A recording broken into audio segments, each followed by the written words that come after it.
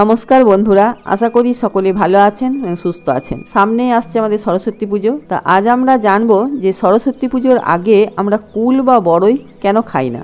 দেবী সরস্বতীকে তুষ্ট করার জন্য মহামুনি ব্যাসদেব বদরিকা আশ্রমে তপস্যা করেছিলেন। তপস্যা শুরুর পূর্বে যেখানে তিনি তপস্যা করছিলেন সেখানে একটি কুল বা বড়ই বীজ রেখে শর্ত দেওয়া হলো যে এই কুল বীজ অঙ্কুরিত হয়ে চারা হবে, চারা থেকে বড় গাছ, বড় গাছে ফুল থেকে নতুন কুল হবে এবং যেদিন সেই কুল পেকে ব্যাসদেবের মাথায় পড়বে সেই দিন তার তপস্যা পূর্ণ হবে, অর্থাৎ দেবী সরস্বতী তুষ্ট হবেন। ব্যাসদেবও সেই শর্ত মেনে নিয়ে তপস্যা শুরু করলেন। ধীরে ধীরে এই কুল বীজ অঙ্কুরিত হয়ে চারা, চারা থেকে বড় গাছ, সেই গাছে ফুল থেকে নতুন কুল হয় এবং একদিন তা পেকে ব্যাসদেবের মাথায় পড়ল।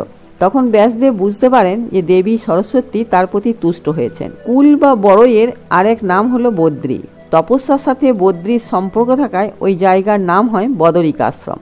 দিনটি ছিল শ্রীপঞ্চমীর দিন। সেদিন বেদমাতা সরস্বতীকে বদ্রী বা কুল ফল নিবেদন করে অর্চনা করে তারপর তিনি ব্রহ্মসূত্র রচনা আরম্ভ করেন। শ্রীপঞ্চমীর দিন দেবী সরস্বতী তুষ্ট হয়েছিলেন, তাই সেদিন দেবী সরস্বতীকে কুল নিবেদন করার পরেই আমরা কুল খাই, তার আগে আমরা কুল খাই না। স্বাস্থ্যগত কারণেও সরস্বতী পূজার আগে কুল খাওয়া ঠিক নয়, কারণ মাঘ মাসের মাঝামাঝি সময়ে সরস্বতী পুজোর আগে তখন কুল কাঁচা বা কষযুক্ত থাকে। এই কাঁচা বা কষযুক্ত কুল খেলে শরীরে ক্ষতি হয়। হাজার হাজার বছর আগে আমাদের ধর্ম যা বলে গেছে আজ বিজ্ঞান গবেষণা করে তার সত্যতা পাচ্ছে। জয় মা সরস্বতী, জয় মহামুনি ব্যাসদেবের জয়।